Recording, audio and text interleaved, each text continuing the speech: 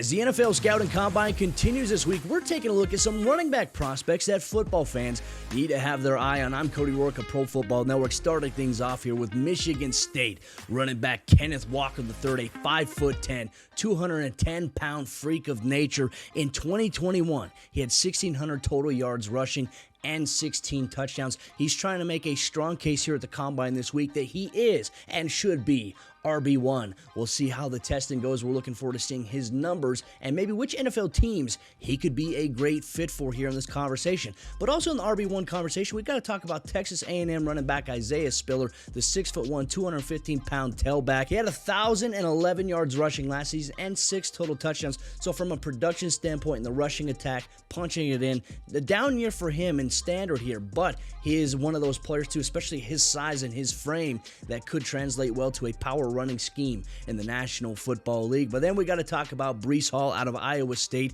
And can we talk about Iowa State? They have offensive linemen that just love to maul people, and they have a running back as well in Hall that does exactly just that as a hard-nosed runner, 6'1", 220 pounds. You don't want to meet him in the open field one-on-one. 1,400 total yards last year and 20 touchdowns on the ground. He is an impact player and will be a great addition to some NFL team here in the 2022 NFL Draft. But then I'd be remiss if we don't talk about Florida running back Damien Pierce, the 5'10", 215-pound tailback out of Florida. Now, while the overall yardage production in 2021 wasn't there at 574 total yards there, he averaged 5.7 yards per carry and he had 13 touchdowns. So if you need something to move the chains on short yardage situations, he's the guy you want to hand the ball off to. In the red zone and goal line situations, he's the guy you want to get the ball to. He's explosive, big-bodied, and he has a chance to be an impact player, and he could be a day 2 pickup for some NFL team here. But then let's talk about Kyron Williams, the running back out of Notre Dame, coming in a little undersized